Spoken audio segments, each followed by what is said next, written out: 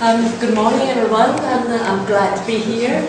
Not so much, perhaps, the frantic search for fresh results to present for this workshop, but anyway, we'll have a go at this. I think perhaps it is fair to say, if we consider fatigue crack growth rate data, and we just want to correlate them, then the stress intensity approach is actually very good under the small-scale yielding conditions, which is most of the cases.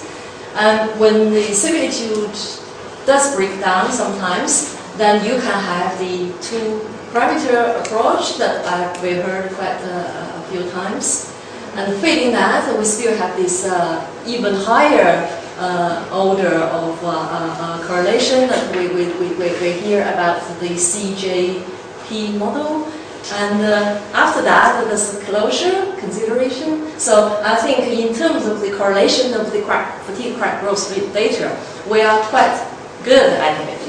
I think it is the second category that is remain aspiration, that is how to link the continuum approach to the physical process of fracture, that is in terms of material separation. It is somehow surprising because if you look at the paper that we digged out, this is actually quite a long while ago that McClintock already used a cumulative strain criteria over a structure length to predict anti-plane shear crack growth. But somehow we are still not making a lot of progress on this. We actually stumbled into this purely by accident, because at the time we were looking for crack closure in CT specimen and plane strain conditions. We used various material models, but we couldn't find any. So disappointed, we said, well, since we have got a model, we might as well just have a look at in front of the crack tip. So what we did is to keep the crack length constant, and we just cycled it, and to see how the stress strain changed in front of the crack, very close to the crack. And then it is then that we found this ratcheting phenomenon. And since then, we have done a bit more work on this. It's really the first item. We didn't develop any model ourselves. We just used the Viscoplastic unified model. But we did. We had to make a UMAT so that they will interface with the commercial software like Abacus. Over the years, that we have looked at 3 different types of nickel alloys and 2 different types of specimen geometries. For the interest, they have got different constraints. So to see what sort of constraint would affect this ratcheting phenomenon. And we have actually tried to look at this, how to model the ratcheting process, not to overdone it. This is based on the criticism of Mr. Shibas himself, because he said my model tends to exaggerate the ratcheting prediction. So we did the strain control test, a stress control test. We calibrate the material, the Shibas model against both sides of the result.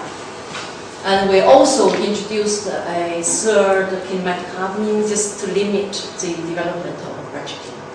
So essentially these, we already reported this. So what I'm going to do is I'm going to report some of the published results. And also look at the 2 separate developments. These are model developed for something different. The Crystal-Plasticity model we actually use is from Russell, okay, and UMAT also from him. This is what we work on oxidation. But since we have got a model, in the last couple of weeks, we actually extracted some data and to see the influence of microstructure on the ratcheting development, or is any of such thing. And the last one was even more recent. That is, David probably knows this. This is our FOB project. It's a different material because previously we only looked at nickels. Now this is titanium. And this is also a feature specimen, it's 3-dimensional. And just for the sake of different model, that this is a very simple model. Okay, some people say you have to have back stress to have the ratcheting behavior. If you just use the simple model, you probably won't. So we check that also. So I'm going to present this today. Now for the finite tangent model, we've done the CT and the single edge tension, but I'm only showing you CT here. So essentially for the viscoplastic model, so essentially that is the CT model, and we have the crack path region refined is about 12.7. And for the crystal-plastic model, we have done the submodel. The global model is viscoplastic, but the submodel is crystal-plastic. And this is the result of extensive emerging studies that we decided 150 grain of these elements would be sufficient. All these grain orientations are randomly oriented. Now this is the viscoplastic result.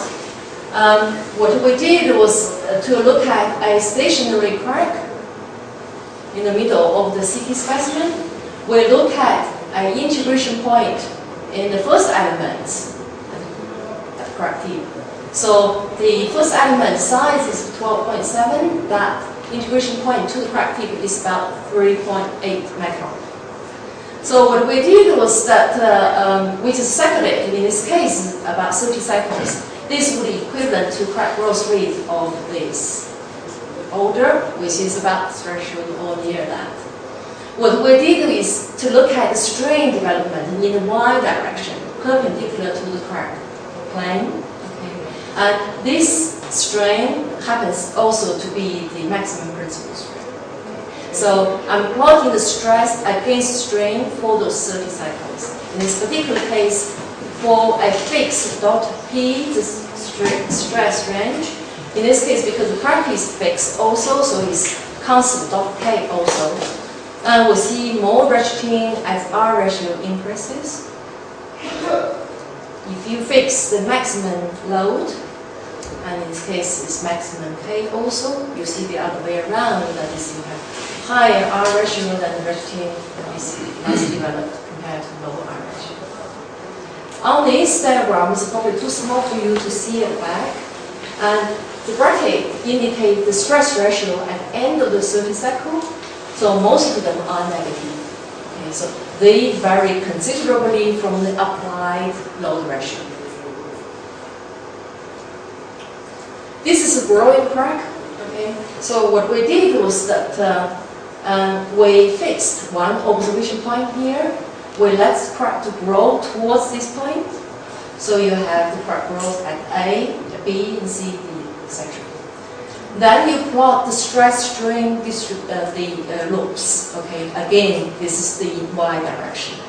You see when the crack is far away from your observation point, you actually have a linear elastic response as the crack towards very close to the observation point, and you get exactly the same relaxation and ratcheting as in the stationary crack case. Now, for this particular case, we have simulated a K control, not a K control case. The crack growth rate is a constant. It's about that. Now, if we just look at the same crack and at the same observation point, what we see is that how the stress-strain ratio develops. And you can see the strain ratio mostly more or less constant, but the stress ratio will change drastically when you crack towards the operation point, the integration point. Okay, so you go to very negative, very close to it. Now we also look at the plastic strain accumulation during this process. It so happens the ratcheting strain also correlate with the plastic strain, accumulated plastic strain. Okay. So again, if you look at the point A, that's very little, but when they come towards the crack, the observation point, and the plastic strain, accumulated plastic strain increase significantly. This is summation, of course. Now, in our case, we are interested in the inclusion of a dwell period, that is hold period at maximum level, and also changing frequencies. And what we see here is, on the whole, if you increase dwell period, the ratcheting strain will increase, and as the the same. When you reduce the frequency, you also have increased of ratcheting strength. This is again looking at the same intuition point. But if we look at the strain range at the same point, we will see the diagram probably you can't see very well. This is normalized against the first point, I think. So the variation is actually very small. Again, this is for the different dwell period. This is for the different frequency. And mostly the strain range changes within 2%, which means as this would scale with the load range. So the hypothesis is that if we look at the stress range, strain range, I didn't show stress range, but the stress range also remains more or less constant. Stress range, strain range, stress ratio and strain, you can see there is a overwhelming evidence you have this accumulation of strain in one direction of tensile. So the very simplistic way to understand this is at some point when you reach the critical value, then you can have the material separation and crack growth. Now this is some further work on the Crystal-Plasticity response. Now for this is from the third model. We look at the different grains randomly oriented. Looking at the first grain that is right in front of the crack. The response here is the average response of #1 grain that I marked. So just to check, the viscoplastic response and crystal-plasticity response are quite similar in that case. Second thing we did was to change the orientation of the surrounding grain to the #1 grain, okay, to see the response of the grain 1. The next thing we did was to change the grain in the first grain, randomly change the orientation. Okay, so 1H is here, close to 101, and 1S is here, so close to 001. So these are the results. So you look at the effect of microstructure. The first one is you change the grain, the neighboring grain, okay? And you look at the average response of the first grain. And you can see these are slightly different. And if you look at the same grain, but we give them random orientation, different orientation, and you see the orientation will also give you different response. I won't explain why some are fatter than the others, so I think I'll leave that for now. Here we look at 4 different grains and an integration point in each of the grains with a rough distance about 3 micron to the crack tip. Okay. This distance is quite significant. I'm later going to explain this. And you will see ratcheting in all of them. I'm only plotting 5 cycles. Obviously, at some point, it will ratchet more than the others, but all of them will have ratcheting. Now, this is going back to the viscoplastic model. Okay, what we're trying to do to use our criteria, that is to say, okay, if you reach to a critical value, I'm just going to assume the crack will grow. Use this criteria, we can predict the crack growth rate. This is totally predicted in numerical design. Okay. These are different dwell periods on it. And you can see the crack growth rate are actually quite similar. So for people who are familiar with this sort of test, they probably come as a surprise, because if you're doing the test in air, you see huge difference if you apply 3 per second dwell. But the situation is, in air, you have a huge influence of oxidation. So really, this type of result should be compared with vacuum result only. So you have only viscoplastic definition. Okay. So you remove the oxidation influence. And this is what we did for the next one. I have to apologize, there's no value on the y-axis because I'm not allowed to show that. Nevertheless, sorry? It's a secret, isn't it? Okay. Nevertheless, you have to trust me. There were values here when I plotted. Okay. So this is the. Sorry? You might be able to guess it. So, but don't record this. So there's three set of results. One, this both vacuum result. Okay, so for the same material. So one is 1111, it's 4 hertz, and one is 30 seconds. And you can see the vacuum result really differ very little. Okay, very little. And we predicted use both ratcheting strain and cumulative plastic strain, and they both seem to be working. Although in this case, the cumulative plastic strain seem to work a bit better.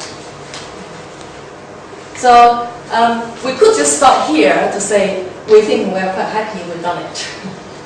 But I don't know. I think it is always very dangerous just to look at a few experimental results and plot your model and to say it works. That's the only thing currently we know about how to compare with that.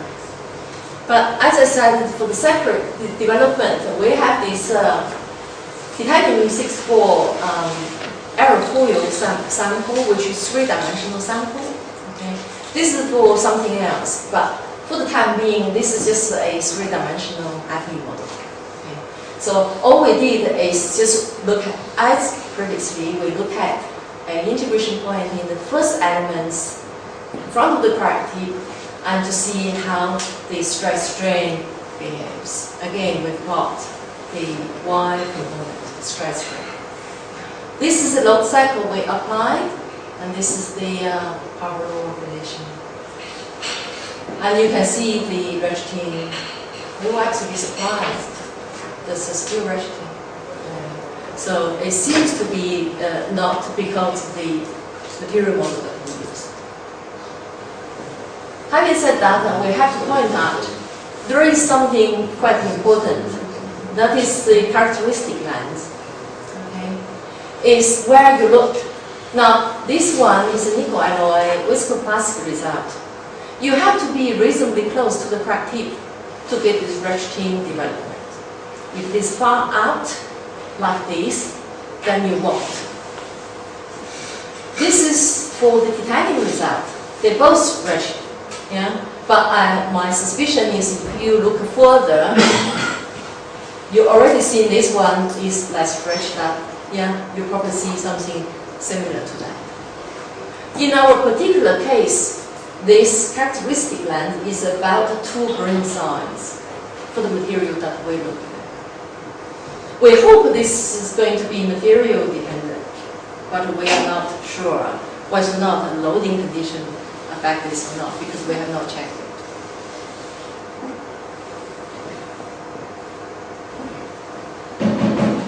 Now I just conclude on that. I hope I have more time, right? So we observed a significant strain accumulation near the crack tip.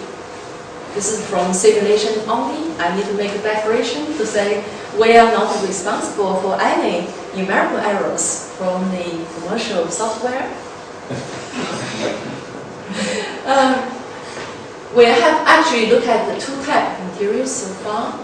Okay, 3 different specimen geometries. What we found is the strain and stress range do not change.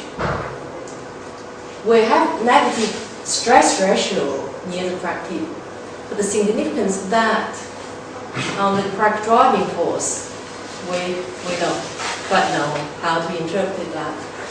But I think the easiest way to look at this crack at the driving force is to look at the ratcheting strain or cumulative plastic strain, and this needs to be done at the characteristic length. It seems to be doing something for us. We would say this criteria remain a hypothesis before experimental evidence can be found.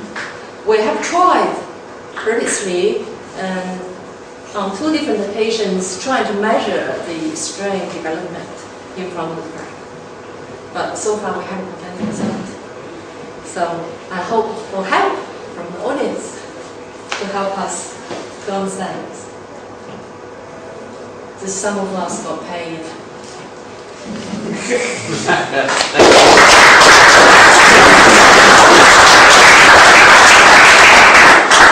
Thank you very much. Really interesting. So, any questions, please? Well, yeah. Ask. Yes. The usual suspects. The negative stress ratio in front of the crack is not surprising. This would be also expected if we assume a simpler plastic material. Sure. So my question is, do you have also compared a more simple material model without ratcheting and with ratcheting, if you get really significant changes in the cyclic stress, cyclic crack tip opening displacement, or what else? We haven't looked at behind the crack. You see, our first work, which is use the Shibash type, but it's time-independent model that is available in Abacus Silver. You probably know this model. We're trying to look at behind the crack, plane strain, a generalized plane strain situation. We just couldn't find any. We have one element or one node closed. That was it. I would not say to closure. I would only look what happens with the cyclic plastic deformation. Yeah. If you use a non-hardening material without ratcheting and one with your complex behavior. I mean, you know, our model, I think the last model is really the simplest. It can't be simpler than that, right? This is a power law model. We didn't do anything to it. The titanium 6.4 is probably hardening is not that significant. So anyway, No, we haven't tried any other model. Those are the model we tried. Okay. I very like ratcheting because actually when I was young, I started with the ratcheting experiments. Right. But you know, we couldn't publish it because it was a military institute. But okay. Yes. I think maybe that is a good question. If you have some experiments, you have just without crank, smooth specimens. They have a ratcheting effect, and other specimen with no ratcheting. Now I can tell you what I have actually results we have made many years ago. Is it still the military sequence? No, that's not, because we could publish it afterwards. The system. Yeah. So now, if you have a just push-pull test of just cylindrical specimens, Yes. and you have material which is cyclically softening. So, if you make experiments even at R-1, symmetrical and load controlled, so you can observe ratcheting. Yes. But if you do in that case, if you do predictions, you know, if you just examine the fatigue life of those specimens, so you will see that actually, if the specimen, if the ratcheting is not so pronounced that it causes actually a ductile or quasi-static fracture, and you have still a fatigue fracture, you know, so the ratcheting, the accumulated strain is not so high. So actually you can use a prediction based on a hysteresis loop, on a plastic amplitude strain, and you have no influence of accumulated strain. That's one point. There's a second point.